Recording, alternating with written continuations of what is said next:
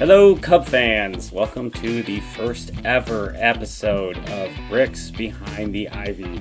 I am Candy Cubs, aka Jeff Rogowskis. This is Sean Hot Stove Cubbies Chapin, and we're super excited to be here to have this first ever episode of our brand new podcast. Sean, how you doing today? I'm doing great. Ready to talk some Cubs baseball. This has been uh, quite the off season, and I can't wait to get into things and discuss this and go on this podcast journey with you, Jeff. Yeah, absolutely. This has been a dream of mine since breakfast, as Michael Scott would say, and I'm not giving it up on it now. So, uh, we're, obviously, we're both huge Cub fans. I was lucky enough to meet you on X, formerly Twitter.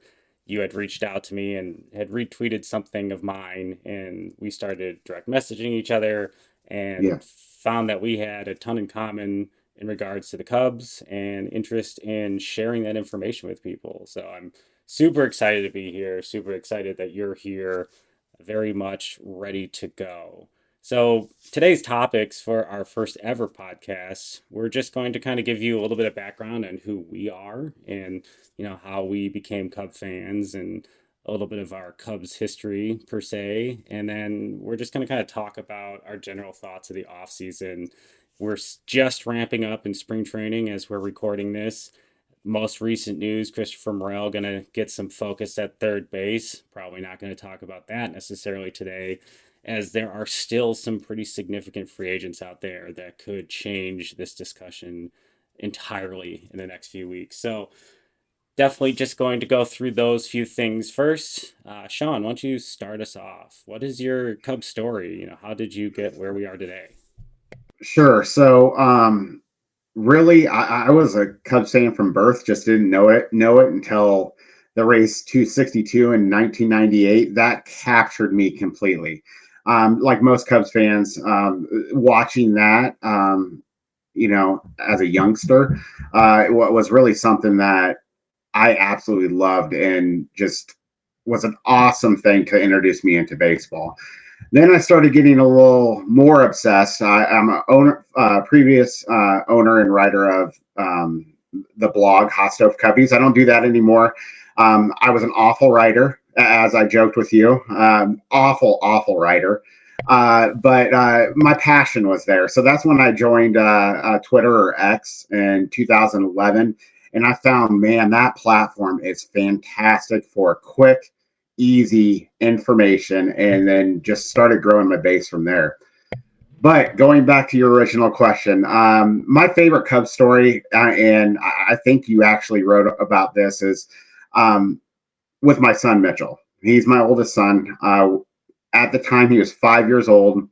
We were going to our first Iowa Cubs game, and not only were we just going to a game, but his favorite player, Darwin Barney, was going to be there for rehab. So Gold we go Glove second there. baseman Darwin Barney. Yes, yes, gold. Yeah, we should specify that he beat out Brandon Phillips that year, and I love that. By the way, Absolutely. um, but in this game and in this like time with my son, it was the greatest first experience a kid could have at a ball game. Not only did he catch a hot dog from the hot dog gun, but he caught a T-shirt from the T-shirt gun, and then in this roundabout way, and it was in between one of the innings, and I'm not sure if it was like early in the game or later in the game, can't really remember that, but Darwin Barney's over there at second base, and they're throwing the ball back and forth like they typically do in between the innings, and all of a sudden, I leaned over to my son. I was like, "That's Darwin Barney right there," and he goes, "Darwin Barney," as loud as he could. Got his attention. Darwin Barney walked all the way across the diamond, gave the ball over to a security guard, who then tossed it up to my son as my Darwin Barney's pointing at my son. So, like, my gosh, what an amazing experience for my son. It's something that'll be with me for the rest of my life. And I just that still to this day almost brings tears to my eyes. How great of an experience that was. Yeah, absolutely. I think that's one thing with baseball is we all have these very specific memories that really attach us to this game. And having one like that, especially with at the time a favorite player of your kid, like that is just, that's a fan for life potentially. Yeah. You remember that moment forever. Obviously, you remember it that well as dad. That's something, I hope my kids get some sort of similar experience as they kind of try to get more into baseball. But yeah, that is just an absolutely awesome story. Do you, on a baseball side, do you collect any memorabilia? Do you have like a favorite Cubs item in your house, something that, brings a little special meaning? Yeah. I used to have this entire area down in my basement dedicated to Cub stuff. I've since transformed that into Marvel. And I'm a comic book and a Marvel nerd, so that's been transformed. But so I have a bathroom that has Cub stuff in it. One of my favorite things that I have is the Hall of Fame plaque, the mini Hall of Fame plaque for Ron Santo. That's something that I beat on the desk about that he should have been in the Hall of Fame, and he doesn't get inducted until after he passes, and that's just really something. We can all relate with Ron Santo. He was the epitome of a Cubs fan. Wore his emotions on his shirt. And even if he was on a broadcast, you could tell when things irritated him. Sometimes he was incredibly over the top, and I think that's probably my most memorable item that I have regarding that. I do have just random stuff. I have like a Derek Lee giant card. I have a Greg Maddux, Ferguson Jenkins baseball card. That's pretty cool. I used to collect. Oh my gosh, I'm losing. What was the Cubs magazine that was out for years? What was that called, Jeff? I think Uh, it was Vine Line. That's yes.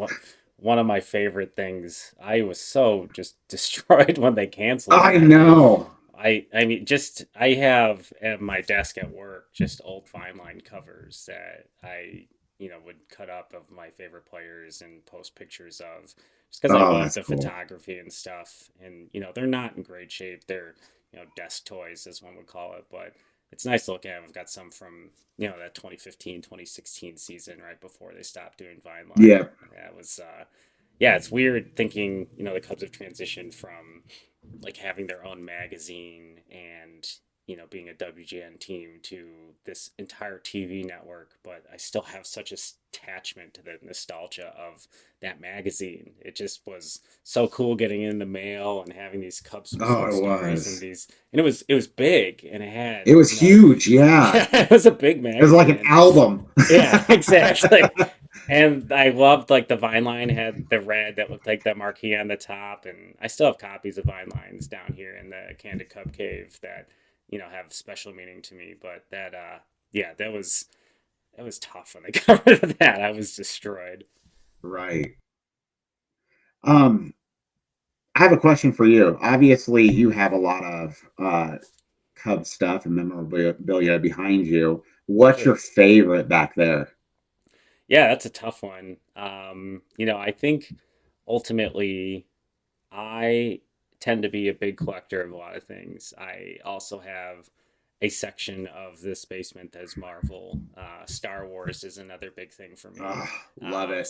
So that's everything you can't see off camera currently is Star Wars or Marvel, which is just something that I've gotten to enjoy with my kids, and I'm of the age that Star Wars was such a big part of my childhood because my dad and I would say that my fandoms for Star Wars and the Cubs are just so similar. You're just a very important family member, like cared for this thing so much, and I wanted so badly to be part of it. Like, so I'm Yeah. almost as much as a Cradle Star Wars fan as I am a Cradle Cub fan.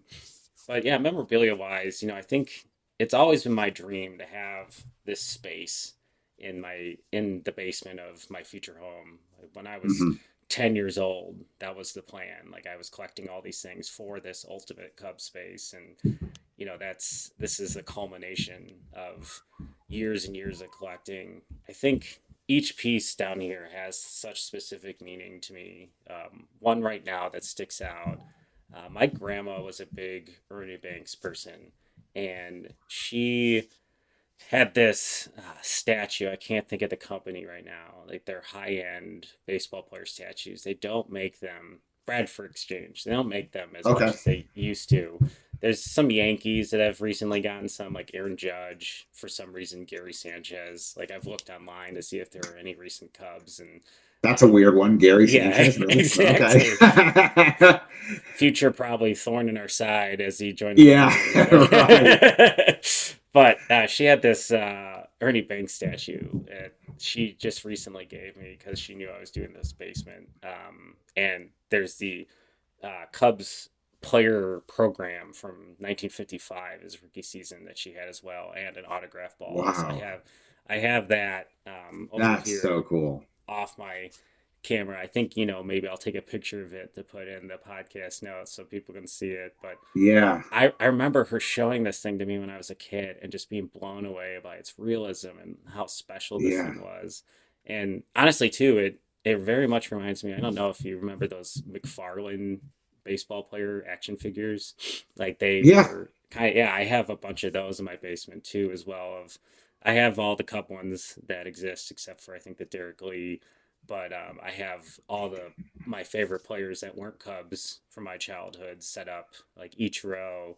I love Luis Gonzalez. I was a big 2001 Diamondbacks guy back before the Cubs really were, players in the playoffs. You always kind of had to pick a Hmm. team every year. And that Luis Gonzalez base hit that won the World Series off Mariano Rivera is one of my top baseball So, memories, yeah, non-Cub for memories. sure.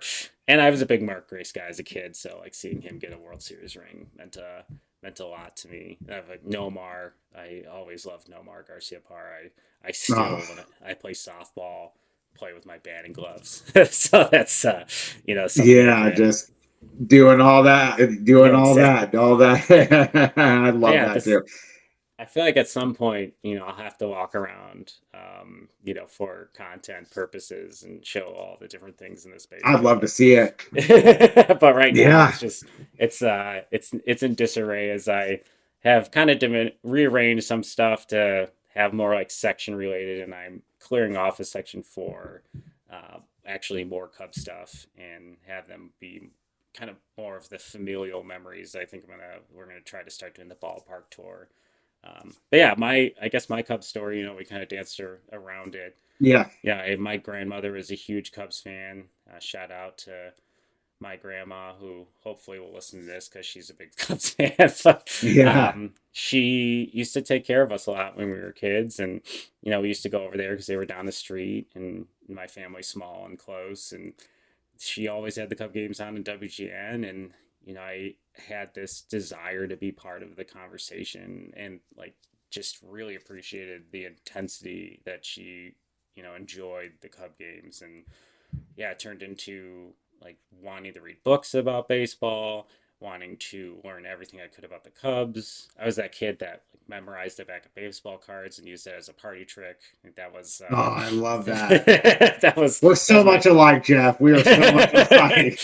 that is a big part of growing up for me. And I used to collect I still collect like the team sets of every Cubs team every year. And that's something I like to have. I'm trying to figure out an appropriate way to display that. But yeah, I think top Cub memories for me, um, that's very tough. I think especially as I've become a dad. I've got two kids. Well, she's a 5-year-old girl and a 7-year-old boy, and we went to our first Cub game this year for Father's Day, and we also took my dad, and that was just a really special memory. That's cool. I remember there's a picture my wife took of walking up that the concourse right behind home plate and seeing Wrigley for the first time for me in a while, and then watching my son see Wrigley for the Mm, first time. And man, that was a instant weepy moment for dad. It was yeah. two of my favorite things, just meeting each other in a single moment of time, and then my dad being there. And my wife went with my kids during one of the parts of the game. I got to sit with my dad and talk for a bit, and they came back and it bought me the Father's Day hat. It just was kind of one of those perfect days. But it's hard to yeah, like say that Trump's the Cubs winning the World Series, which is something that I don't think any of us ever thought would happen, and it also Right. has just changed how I process the Cubs, and how I process what success is. And these last years, 7, 8 years since 2016, it has really, I think, moved the needle on the conversation, which is kind of Mhm. one of the cool things about us starting to do this. Is there is a lot to talk about with this team and what they've done and how they've gotten to where they are, and the transition from Theo the Jet. And I think these are a lot of topics we're probably going to touch on. But Yeah. I think there's a part of me that feels weird about taking all this for granted, because I spent so much of my impressionable baseball fandom years picking other teams in September to follow because the Cubs weren't good enough to be a part of a playoff conversation for Yeah. most of my life and most of our family's lives. But I think that's pretty good for our Cubs story, in introduction. So I think what we should talk about as we get going, and this is the first episode, the off season, and our individual thoughts, and kind of talk about where the Cubs are right now. The date being Sunday, February 18th, and this will go live later in the week, so things Hmm. could change. But I Hoping, kind of want, yeah, yeah, hoping hoping things they would change. change. So I kind of want A to couple hear additions. yeah, I want to hear your thoughts, overall. We'll start from the Cubs perspective, and then Sure. after we talk about the Cubs, we'll talk kind of the greater MLB. How do you feel about this Cubs offseason? What are your general thoughts? Do you think it's good enough? How do you think they compare to last year? Yeah, just give me some of your thoughts there. Sure. So first, the off season's not done yet. I know I changed my Twitter handle to optimistic Cubs fan because I feel like I'm one of the few that are on X right now that really see the positives out of the off season. Now, having said that, right now, if you told me no more additions today, except for maybe some minor ones here and there, I give him a C minus. I mean, and a lot of folks will tell me that I'm too optimistic on the off season as a C minus. But when you add somebody who fills in the margins, when you add somebody like a Craig Counsell, who I feel honestly to this date is the biggest addition of the offseason, I think he adds 3 to 5 wins. I watched and probably maybe a little over the top stated that Ross cost the Cubs several wins last year.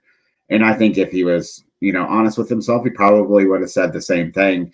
But like as far as PCA only getting a few starts and then Canario getting benched after he hit that big home run, and it's Craig Counsell, I feel like is the perfect manager for this team.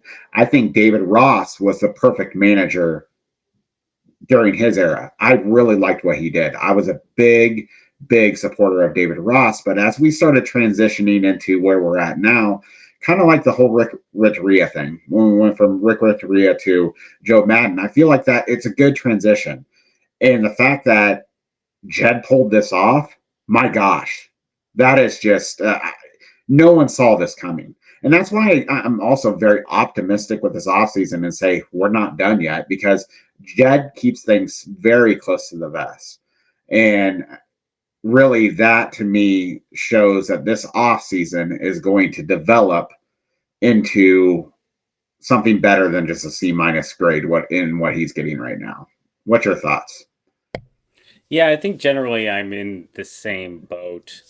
Honestly, I'm a little surprised by your grade. I expected it to be higher on the optimistic Cub fan Mm. side. Uh, I think, and I wrote about this in an article you guys can check out on Northside Baseball, which is somewhere, I've been putting my musings together for the last few months.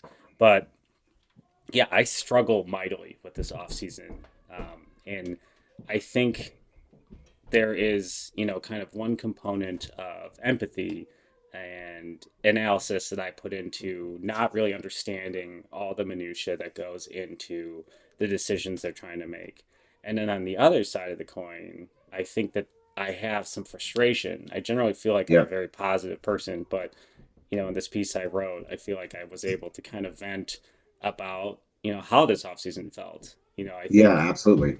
especially the Craig Council thing, that was just an explosion of Hmm. optimism from my point of view of holy cow, I did not think that they would move on from David Ross in this specific way in, Yeah. kind of interviewing someone and just being like, you're gone. But, I was not an anti David Ross person. However, Hmm. I think that you kind of touched on something that I feel might be a bigger issue. He did seem to prioritize winning over development, and I Hmm. think the Cubs are looking to tap dance that line, which is kind of how the roster is currently constructed. And little things like what you said about Canario, Pete Crow Armstrong getting called up, and the matchups, and we don't need to discuss the numbers and him not getting his first hit yet, and with Yeah. such a small sample size, those types of things are super valuable. But there's also a lot of weird decisions last year that you can't really pin on Ross, and there was a lot Yeah. of frustration I felt about Ross's lineups, and I just can't imagine in 2023, 2024 that those are made in a vacuum by a manager. There's a whole group of analytics guys. There's Jed probably as well, Carter, all putting Yeah. feedback into the lineups that are posted. So looking at post hoc 2023 and thinking about how long Eric Hosmer was on that roster, even though the underlying numbers were atrocious. And Oh my but gosh. I mean, it's not like Matt Mervis came up and wrecked it out. I think, No. and the thing that's frustrating when you do look at the roster now is last year the Cubs got extremely terrible production out of first base and third base, Yes. and they ultimately still have not addressed that issue, and Yeah. that is frustrating. And in other regards, I do like the Shota Imanaga signing. I think it's a pretty solid contract. I think the fly ball rate and the home run rate that people have been citing, and some of the projections have him as a 5 ERA pitcher, which I don't buy Nah, that's that. ridiculous. I don't That's believe that for a yeah, second. yeah, I mean that's just not going to happen. That would make him quite awful. Like we're talking Jade Garrietta before the trade off, awful. But Yeah. I think for me, when you look at the rotation, you had Marcus Stroman obviously, not accept the player option, which did Hmm. surprise me. I didn't think he would test free agency given the value of that contract. Yeah. But that is a guy that is going to give you 150 innings minimum, about a 3.5, maybe higher 3 ERA ground ball pitcher. And you Yeah. replaced him with a little bit of an unknown. So to me, that's kind of a little bit of a regression in the rotation. And then you have a bullpen that added some pieces. We have Hector Neris. We've got some young guns that could possibly fill in there. There's still some guys out there that they could address. We're obviously rolling with Adbert as the closer at this point, but Yeah. it'll be interesting to see. Craig Counsell seems to have been able to manage these things quite well in Milwaukee with different pieces. Yes. And Josh Hader and Devin Williams were not big names before he got a hold of them, so maybe there's a little bit of magic there. He seems to be hands on with some of these younger guys. Hmm. He seems to manage expectations. But yeah, I think if you look across the infield, there's still those gaping holes, and I think we both don't need to discuss. Well, I mean, we should discuss players Yeah. that obviously will fit that. And Yeah. I think I definitely struggle with the Boris stare down. The Cubs are a large market, and they are in a division in which there is technically not another large market team, and they could afford to make a contract mistake per se, if you want to call them a mistake. Yes. They should be able to. Correct. 100%. And it is infuriating that there are two guys I can think of right now at minimum at first and third base who can play first or third base that changes the perspective of this offseason. But they're not exactly, it doesn't seem like they're rolling in offers because they're still out there. And, Yeah. I think I'm curious what your perspective is this. I mean, do you think as a player who has Boris as an agent, and specifically with the players this year, the superstar mentality, superstar contract, and still not having a job as spring training games start this Friday. I mean, as a player, do you think you're okay with this because this guy is fighting for you, or are you starting to get frustrated? I think it really depends on the player, and I've never been in a player's shoes or know those interactions between the agent and the player. Of course, we hear little tea leaves here and there, and I think Boris even wrote a book on it. But I could be wrong on that. But one of the things that I think as players are all about routine, especially baseball players. They're superstitious for the most part. They're all about routine. And as we're getting closer, and I think we've even seen this. I mean, over the weekend, Thursday into today, you're seeing a lot of guys start signing minor league deals, major league deals, and stuff. But as you as you stated, it's a staring contest. But one of the things that the players have going for them is it's rare that Boris doesn't get what he wants. Um, yeah, but this is one circumstance where I don't think he is. I don't think Scott Boris is going to get the contracts that he seeks for the remaining five players that he has. He has the five most lucrative players out there right now because he's going into this much like he went into it with Bryce Harper. I'll wait as long as possible because I have superstar talent, and that's what Harper is. I mean, we've seen him move from right field to first base. I mean, the guy is an amazing talent. The problem with this is that those five players that he has, and this goes nothing against the players themselves, but they're not Bryce Harper. They have some warts, they have some concerns, and now they're at the stage where you don't have the teams that were looking at you and interested now that you did 2 months ago.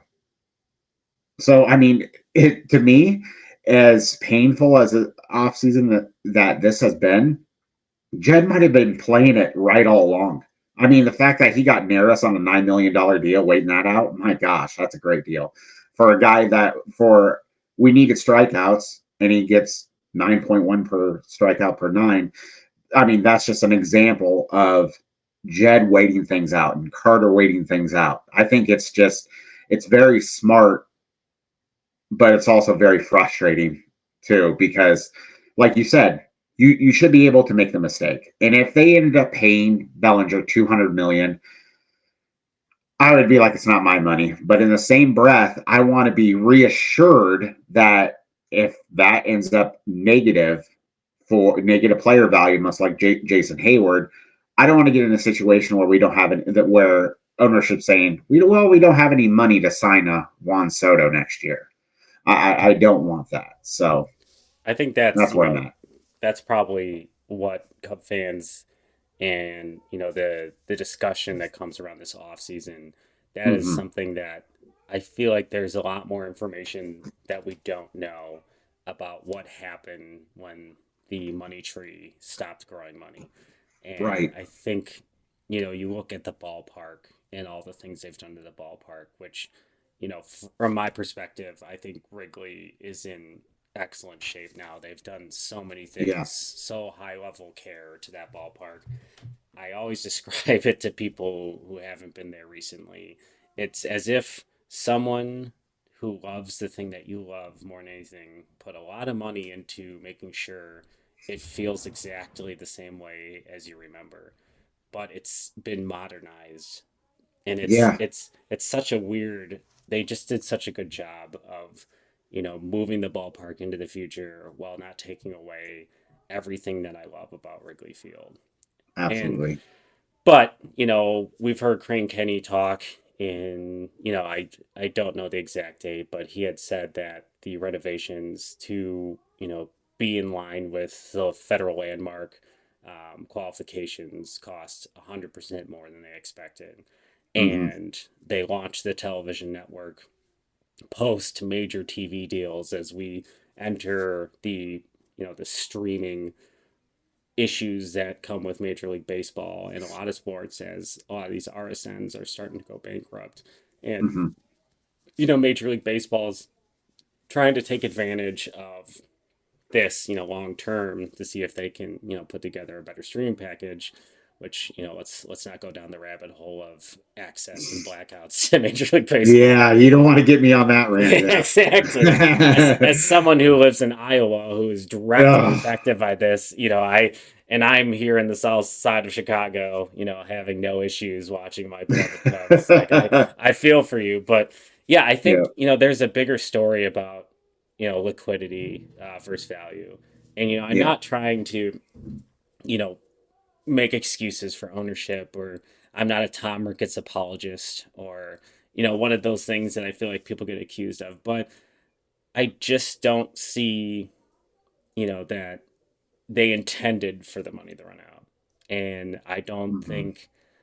I think that they've used things, or fans have used things as a scapegoat, the Jason Hayward contract, of like why certain situations. But they invested a lot of capital into buying the Hmm. rooftops and building out that neighborhood and the That's a great ballpark. point. And I think the revenue never match their obligations. And based on the value of the Cubs when they were purchased by the Ricketts family, I believe it was in the 800 million, which now they're worth 4.5 billion. Yeah. There were a lot of distressed assets that came with that valuation. They had to repair those things. It wasn't just, and Theo and them had to completely rebuild the infrastructure of player development and all those things. And I think there was some comments in 2015, the 2015 offseason. After 2015, they lost in the LCS to the Mets, and that offseason, they went out and got Jason Hayward and Ben Zobrist and spent all this Yep. money, and they got backing from ownership because they realized that window was then. But Yep. there was also a lot of comments of like, this is happening earlier than we thought, and I think that they thought these things would kind of meet at one singular point, which I think might have been too idealistic. But I don't think the actual liquidity existed after 2017. So there was this, and obviously this is all speculative and just, I've thought about this a lot. There was, Hmm.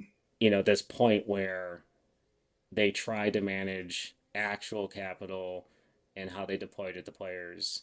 And then they sat on this core thinking they were young, being one of the youngest teams to ever win the World Series, and they would develop. And I think, being the team that did it, maybe they didn't develop like they thought. There's some injuries, a lot of issues with some of the core of this team. Hmm. They had some issues like some blatant like bullpen needs, and they emptied the cupboard to address these things without using their finances. They used prospects and such, like to get Quintana, and it felt like every one of these things didn't work out like they thought it would. Yeah. And then you get to an off season where it felt like Boris was waiting for the Cubs to get Bryce Harper. It felt inevitable in 2018 that Bryce Harper was going to be a Cub, and there Yeah. just there just wasn't money. And Paired up with Chris Bryant, two best buddies exactly, on the Cubs. It was going to happen. yeah, and it just it stinks, looking at like what Bryce Harper has been for Philly, and thinking about that being in a Cubs uniform. And Yeah. now, ironically, him being able to transition to first base as the Cubs need a lefty bat that can hit home runs and then a first baseman. It's I think it's poetic. exactly. It's just frustrating. But yeah, I think with this, I think that cloud just hangs over every decision this front office makes. Yeah. That the faucet will get turned off and we don't know when, and it's hard, I think, for an average fan, or any fan, to look at the valuation, to look at what cup tickets cost, to look at these things and say, that's okay. Like, that's fine. Like, you guys did your best. Yeah. And I just think, it's just, Yeah, what the point you've made about Boris and Jed and the intelligence here. There's just no need to give the contract if no one else is giving it. But there's Exactly. but there is this gaping hole of need. So it's just gonna be who blinks. And I just can't believe how exhausting this conversation has become as we sit here on February 18th, and I feel like we've been talking about it since November 2nd. It's just We unbelievable. really have. I mean, that's been a consistent, and we don't have to get into this because I think we'll go down to a rabbit hole. But something needs to be done because it's bad for baseball. Having players still out there on February 18th and the impact of those players, there has to be a deadline or something in place to make this better.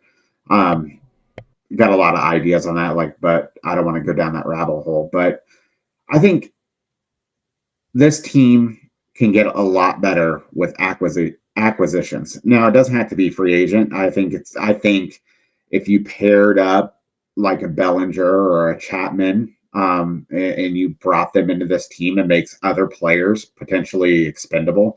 Same thing with Montgomery. Let's not forget, Montgomery's out there too, who just lost his big meal ticket. It seemed like with the Rangers, with everything that's going on with their TV deal. Um, so I think there's room to improve this roster, not only through free agency, but also through trade. And also the thing that I tend to gloss over a lot is player development.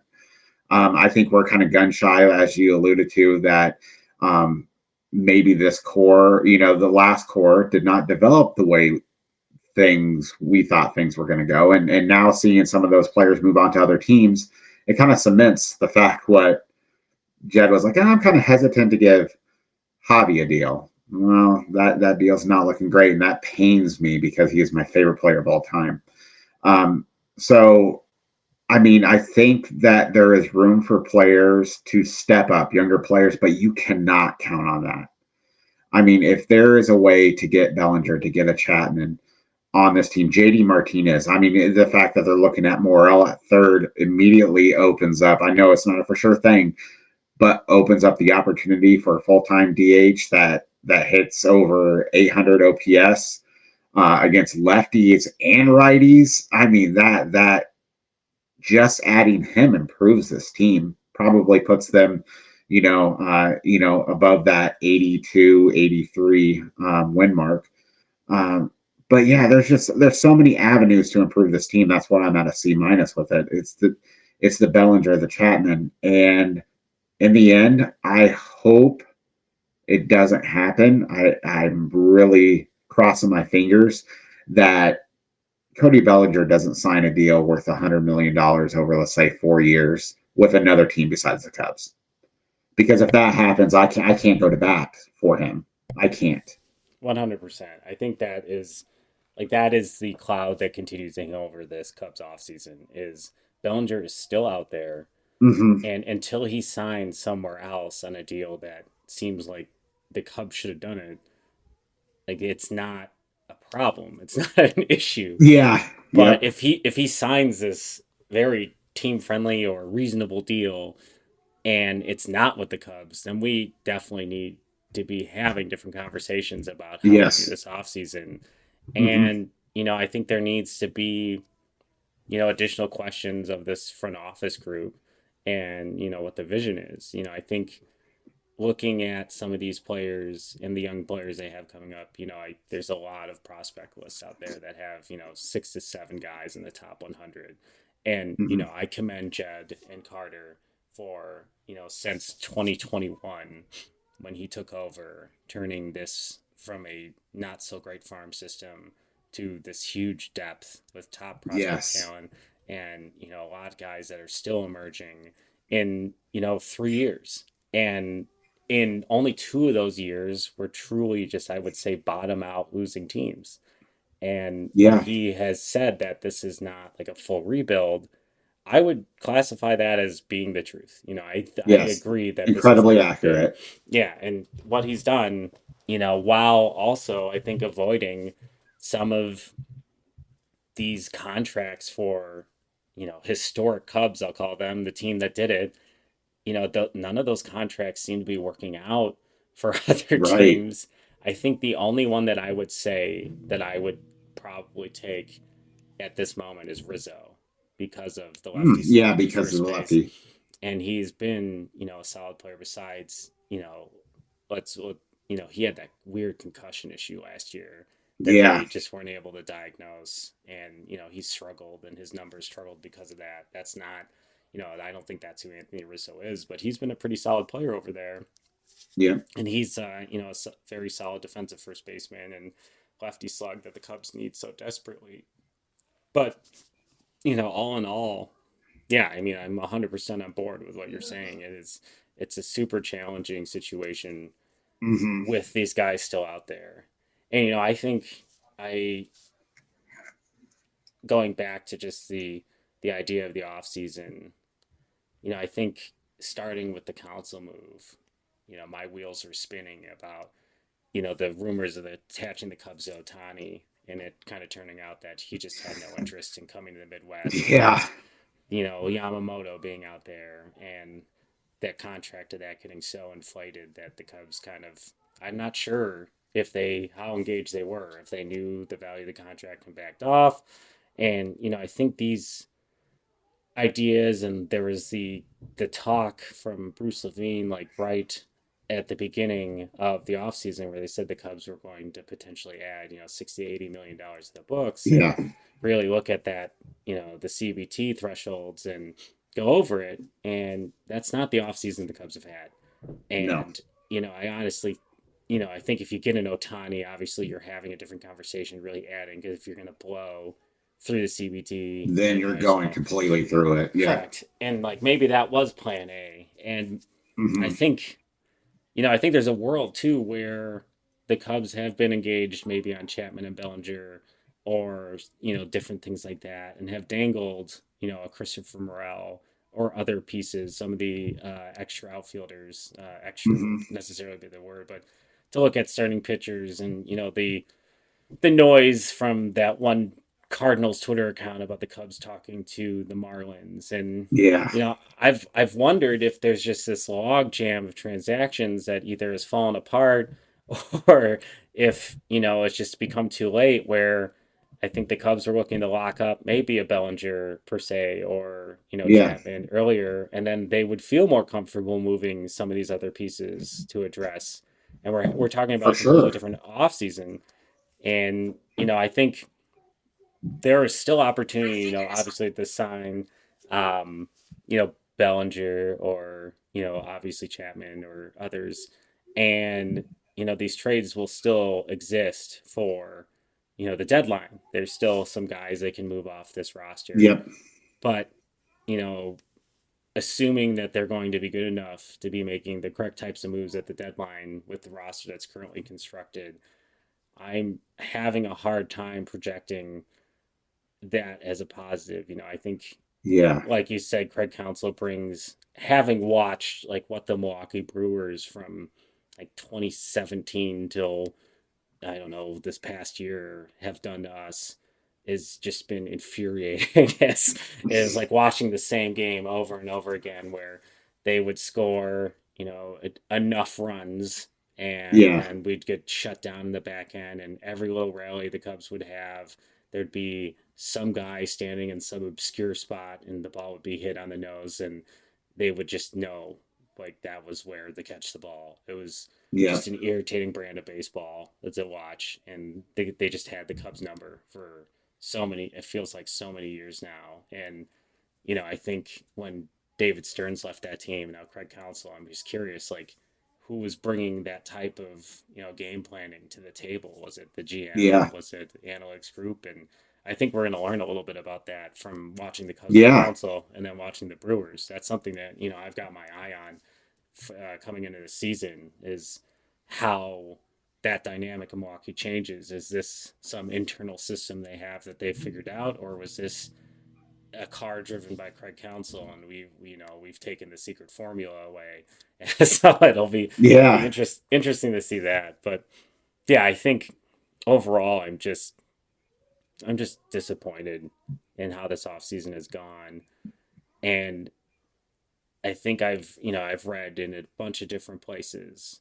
It is really hard to say that this team, as currently constructed, is even as good as last year's team. And And I was actually going to touch on that because I feel like in order to get to the win total of last year, a lot of things are going to have to break the right way. A lot of things are going to have to go the right way. And one of the things that I see brought up on X a lot, and even in some conversations, is maybe the Cubs should just try the youth movement with which they're going to be forced to do if they don't go with a an addition like a Chapman, JD Martinez, Montgomery, Bellinger. Um, you know, they're if to go to that youth movement. Um, and I'm fine with that to a certain extent.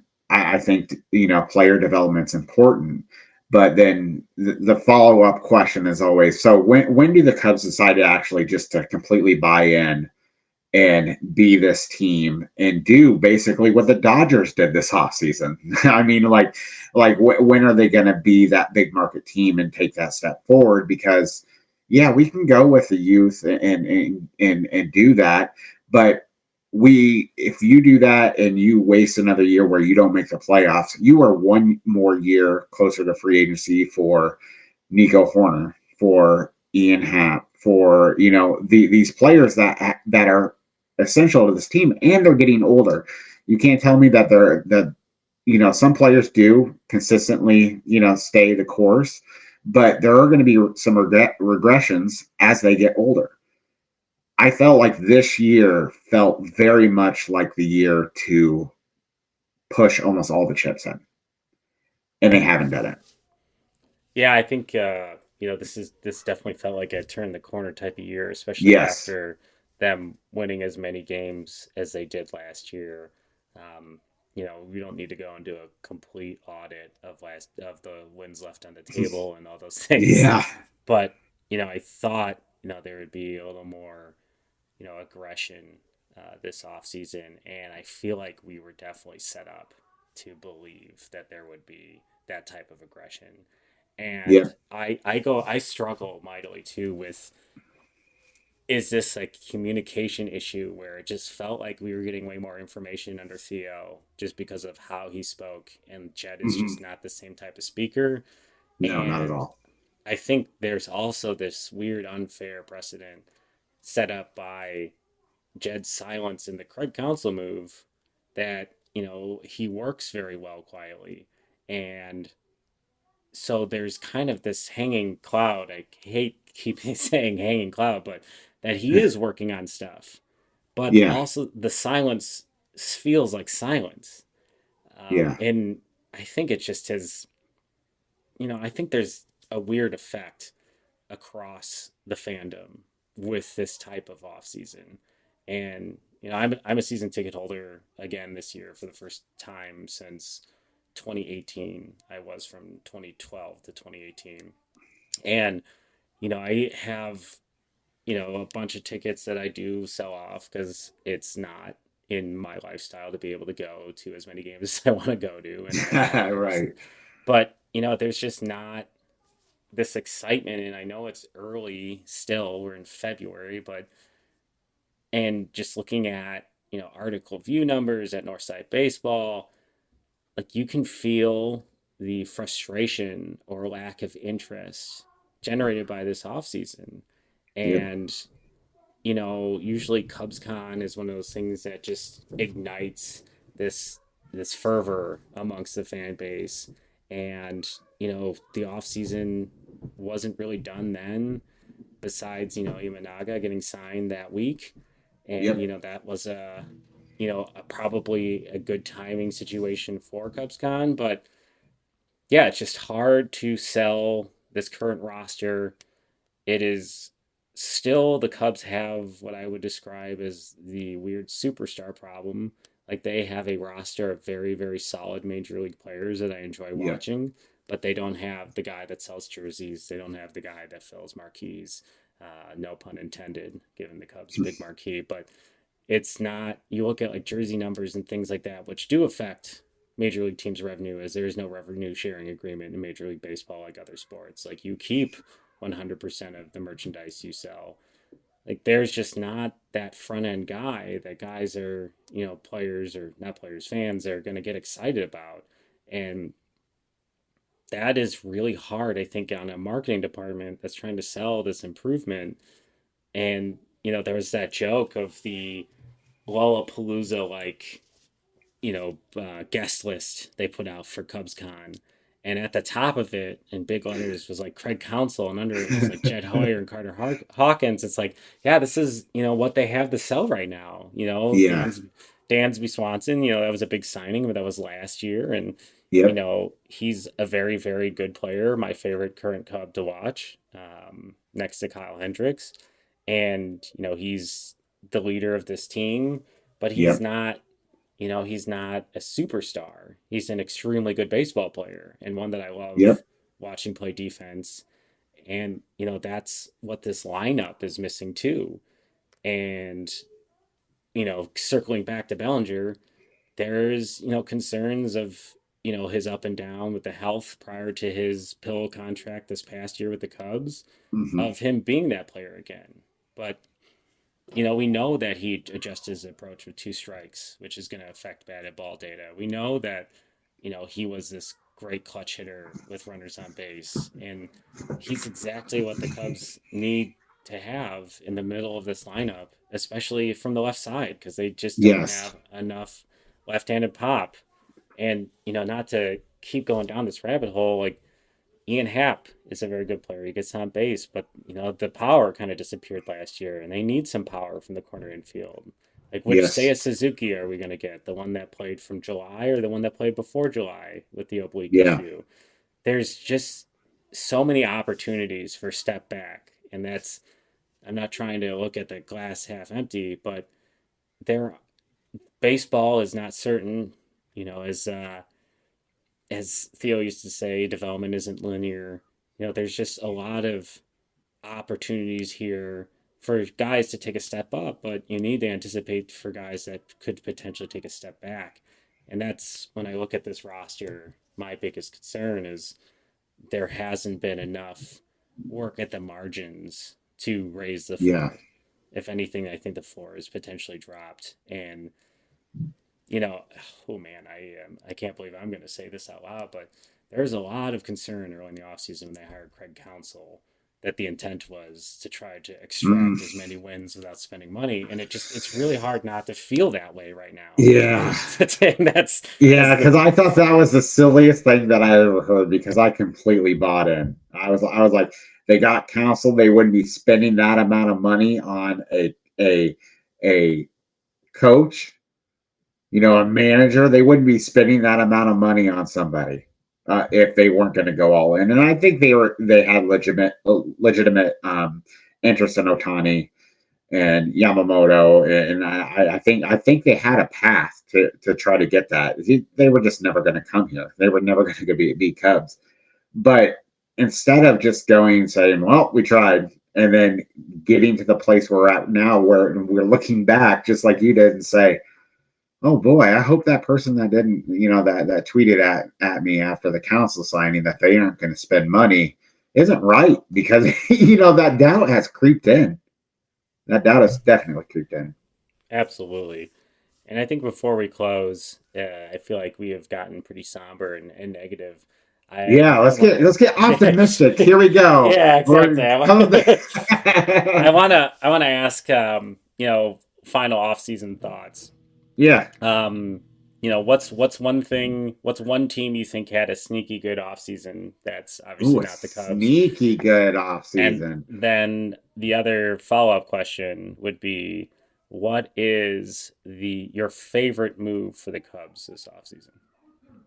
Okay. I would have to say sneaky good offseason, and a lot, people are going to disagree with me on this one, but that's the point of having debates is the Padres.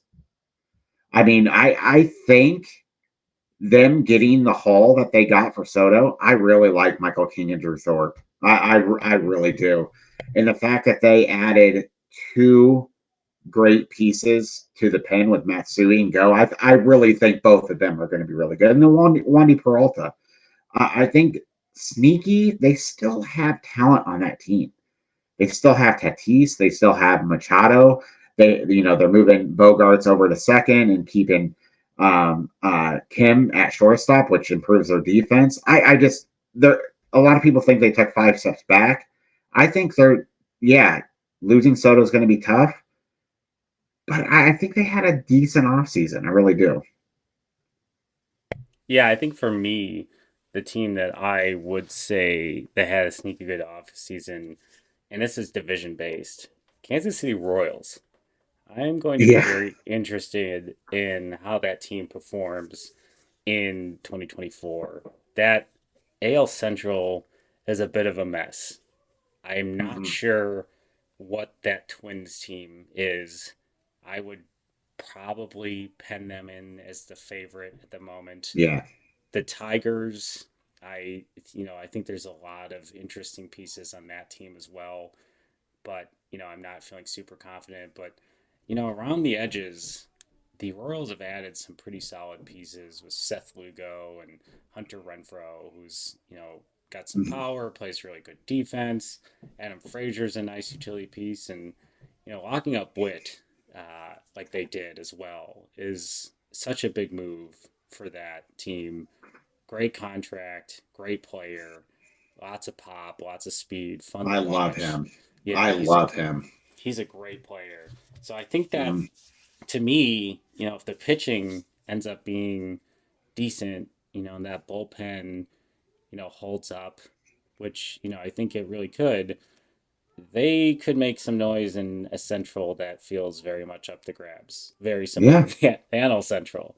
So yeah, I look at that Kansas City Royals, and I think for the Cub move that I liked the most, I really am intrigued in Bush. I think this is Go a ahead and steal my thunder. That's fine. No. it's yeah, I think this is a really nice pickup. The age, I think people probably are a little worried about. You see that and think, the guy's Yeah. cooked and he hasn't been in the majors, but he has hit everywhere. He Oh my hits from the gosh. left side. He was one of those higher end draft picks at the time. He still falls into top 100 prospect lists in some scenarios. He's got a Yep. really good bat. If he can, play some solid first base and bring some balance to the lineup, I think that could be a sneaky good move for the Cubs. Yeah. And even at the expense of Jackson Ferris, who I think is going to be really good. I mean, the Dodgers are going to just take their voodoo magic. They're going to sprinkle it on him, and then he's going to turn out to be in the next Cy Young Award winning Dodger pitcher. But I love the fact that this was an outside the box ad by Jed and Carter. When you're looking at his numbers overall, I mean, when you have an OPS of 1.049, even in the PCL, and 390 at bats, I mean, that's really good. I mean, even in the PCL. Uh, 100%.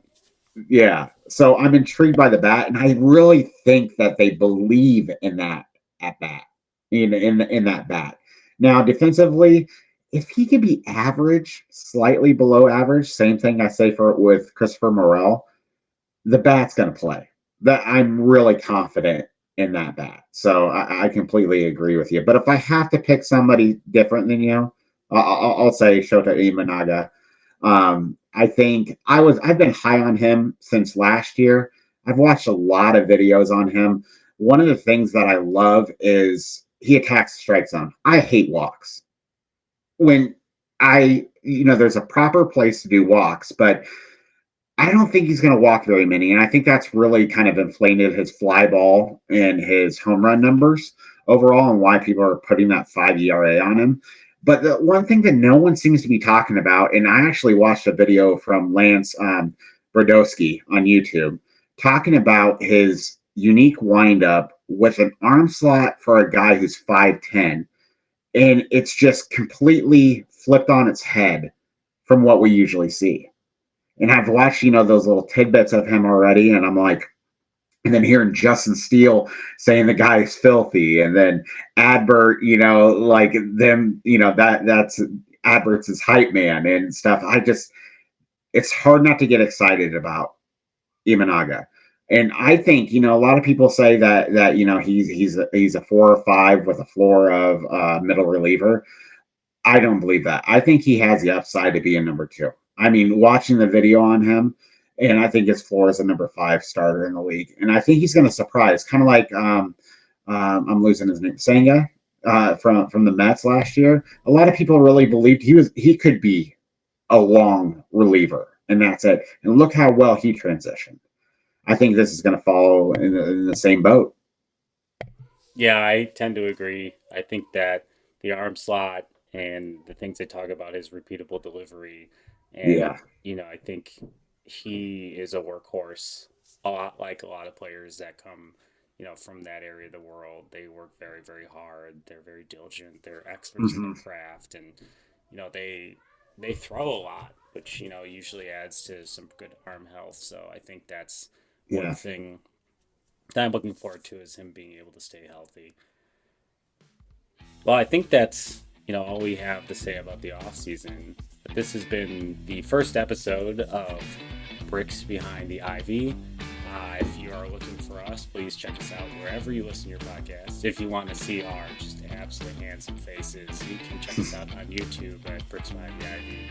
If you're looking for more of my content, check me out on Instagram and X. I'm Candid Cubs. And Sean, where can they find you? They can find me at Hot Stove Cubbies on Twitter and coming to more social platforms in the future. Awesome. Well, thanks so much, guys. I hope you enjoyed the episode. This has once again been Bricks Behind the Ivy. We'll see you guys next week.